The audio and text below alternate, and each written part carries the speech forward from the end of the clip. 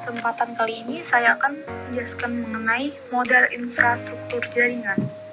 Nama saya Balkis Naurah Salsabila dengan NIM 190512141083. Jaringan komputer. Jaringan komputer, dua atau lebih komputer yang saling terhubung satu sama lain dengan tujuan untuk mengkomunikasikan data secara elektronik. Selain menghubungkan komputer dan perangkat komunikasi secara fisik, sistem jaringan memiliki fungsi penting dalam membangun arsitektur kohesif yang memungkinkan berbagai jenis peralatan untuk mentransfer informasi dengan cara yang hampir mulus. Dua arsitektur populer adalah ISO Open System Interconnection atau OSI dan IBM System Network Architecture atau SNA.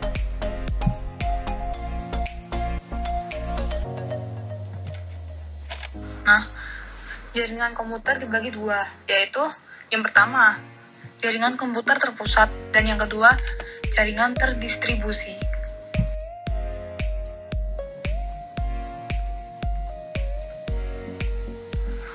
Apa itu jaringan terpusat?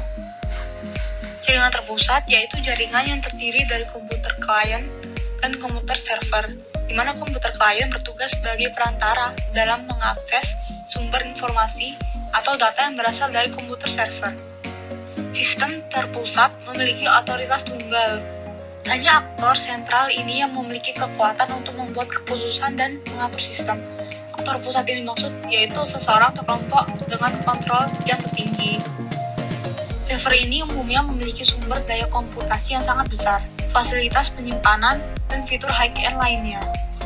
Kelebihan jaringan terpusat ini yaitu standarisasi mudah diterapkan, pemakaian CPU-nya menjadi sangat efisien, sistem keamanan pun lebih terjamin, dan sebagai sarana aplikasi multi-user. Dan kekurangan dari jaringan ini, apabila komputer pusat mengalami kerusakan atau kegangguan, maka seluruh sistem tidak dapat berfungsi.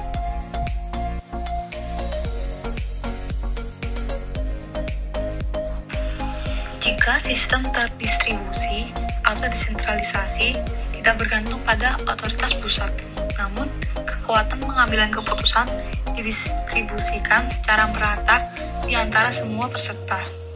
Daripada mengandalkan server terpusat tunggal, jaringan desentralisasi mendistribusikan data, informasi, dan memproses beban kerja di seluruh komputer yang berpartisipasi dalam jaringan.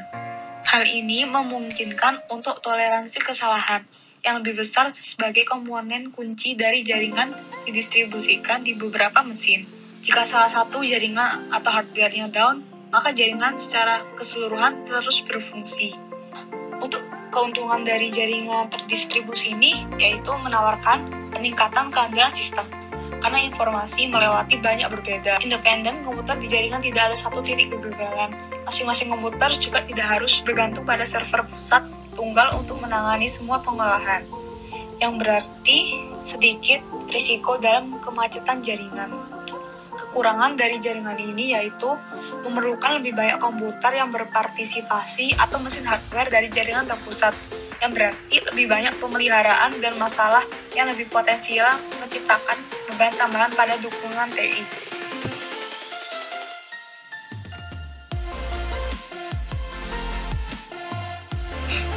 Center data ialah lokasi terpusat di mana peralatan komputasi dan jaringan terkonsentrasi untuk tujuan mengumpulkan, menyimpan, memproses, mendistribusikan, atau memungkinkan akses ke sejumlah besar data. Karena konsentrasi servernya yang tinggi, seringkali ditumpuk tirak yang ditempatkan dalam baris. Pusat data terkadang dirujuk ke file server. Mereka menyediakan layanan penting seperti penyimpanan data, pencadangan, dan pemulihan manajemen data dan jaringan. Pusat-pusat ini dapat menyimpan dan melayani situs web, menjalankan layanan email dan pesan instan, menyediakan penyimpanan cloud dan aplikasi, mengaktifkan transaksi e-commerce, memberdayakan komunitas game online, dan melakukan sejumlah hal lain yang memerlukan pemrosesan grosir. Hampir setiap bisnis dan entitas pemerintah membutuhkan pusat datanya sendiri atau membutuhkan akses ke pusat data orang lain. Jenis-jenis jaringan komputer berdasarkan area.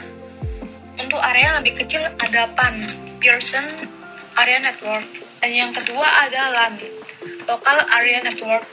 Yang ketiga ada MAN, yaitu Metropolitan Area Network, dan yang terakhir ada WAN, yaitu Wide Area Network. Pearson Area Network biasanya mencakup wilayah yang lebih kecil, seperti misalnya jaringan rumah atau kantor. Biasanya jenis jaringan ini digunakan untuk berbagi resource seperti internet atau printer. Jaringan ini seperti dengan jaringan LAN. Yang kedua ada LAN atau Local Area Network. LAN menghubungkan perangkat jaringan dalam jarak yang relatif pendek, seperti sebuah gedung kantor, sekolah, atau rumah. Jaringan biasanya berisi satu LAN, meskipun kadang-kadang satu gedung akan berisi beberapa LAN kecil, mungkin satu per kamar, dan kadang-kadang LAN akan menjangkau sekelompok bangunan di dekatnya. Lalu, ada MAN, atau Metropolitan Area Network. Jaringan komputer yang menghubungkan dua atau lebih jaringan LAN di dalam kota yang sama. Kalau jarak yang menghubungkan dua LAN sudah tidak mungkin untuk membangun jaringan, maka jaringan MAN digunakan. Ini lebih besar dari LAN, tetapi lebih kecil dari WAN.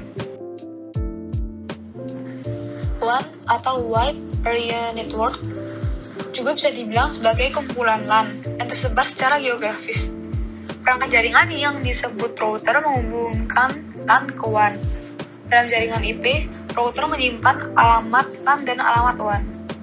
Sebagian besar WAN tidak dimiliki oleh suatu organisasi, melainkan ada di bawah kepemilikan dan pengelolaan kolektif atau terdistribusi. WAN cenderung menggunakan teknologi seperti ATM dan frame relay. Jenis-jenis jaringan komputer berdasarkan fungsi dibagi menjadi dua, yaitu server client dan peer-to-peer. Jaringan server client mengandalkan satu komputer yang dibuat khusus sebagai server untuk melayani request dari klien. Sedangkan komputer-komputer lain berperan sebagai klien yang meminta data dari server. Contohnya seperti komputer-komputer yang ada di supermarket. Ada komputer yang khusus dibuat sebagai server untuk menyimpan data-data penjualan.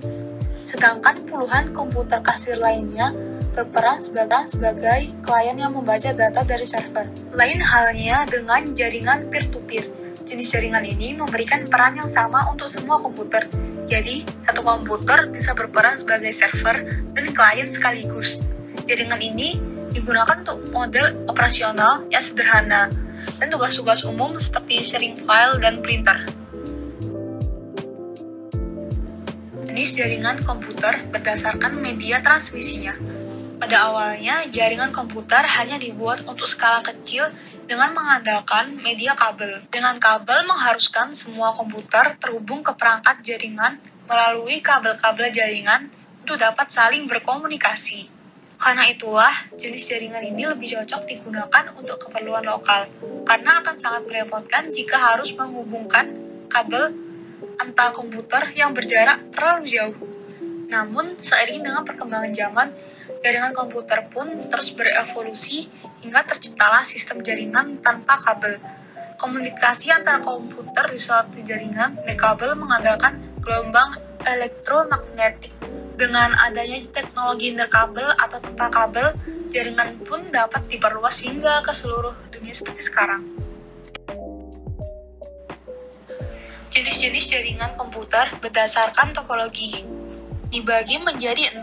Yang pertama ada ring topology, 2 ada mesh topology, yang ketiga ada star topology, yang keempat ada line topology, yang kelima ada tree topology, dan yang terakhir ada bus topology. Yang pertama ada ring topology atau cincin, dibuat dengan menghubungkan suatu komputer ke dua komputer lain. Jika digambar secara melingkar, maka desain topologi ini akan membentuk sebuah lingkaran seperti cincin. Dalam jaringan cincin, setiap perangkat memiliki dua tetangga untuk tujuan komunikasi. Semua pesan perjalanan melalui cincin ke arah yang sama, baik searah dengan jarum jam maupun berlawanan dengan arah jarum jam.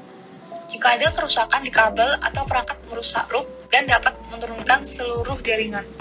Untuk mengimplementasikan jaringan cincin, biasanya menggunakan teknologi FDDI, SONET, atau token ring. Topologi ring ditemukan di beberapa gedung perkantoran atau kampus. Yang kedua, ada mesh topology. Jenis jaringan di mana setiap komputer terhubung langsung ke semua komputer dalam satu jaringan. Topologi mesh ini memungkinkan komunikasi langsung antar dua komputer tanpa diperantarai oleh komputer lain. Dengan begitu, pertukaran data akan menjadi lebih cepat. Selain itu, kerusakan di salah satu jalur tidak akan mengganggu jalur yang lain. Lalu ada star topology, menggunakan switch atau hub untuk menghubungkan dan mengatur distribusi data. Jadi, kabel jaringan tidak terhubung antar komputer, tetapi terhubung ke switch yang sering dilambangkan berada di tengah sehingga membentuk bintang. Permintaan dari klien akan ditampung di switch untuk diteruskan ke server. Dengan demikian, resiko tabrakan data dapat diantisipasi oleh switch sebagai pengatur komunikasi antar komputer. Line topology sering juga disebut dengan topologi bus beruntut. Jenis topologi ini cukup sederhana dan hemat biaya dengan mengandalkan satu kabel utama untuk menghubungkan semua titik. Pengembangan dan perbaikannya pun relatif mudah, tapi jenis topologi ini hanya cocok digunakan untuk skala kecil yang terdiri tidak lebih dari 7 komputer, serta membutuhkan tambahan repeater untuk transmisi data jarak jauh. Tree topology, kumpulan dari beberapa topologi bintang yang disatukan ke dalam satu topologi bus. Contohnya, seperti di supermarket yang terdiri dari beberapa topologi bintang seperti terminal penjualan, terminal pembukuan, dan lain sebagainya. Secara keseluruhan, kumpulan dari topologi bintang ini didesain dengan topologi bus, sehingga membentuk sebuah topologi pohon. Topologi pohon bergabung dengan topologi bintang untuk membentuk topologi bus.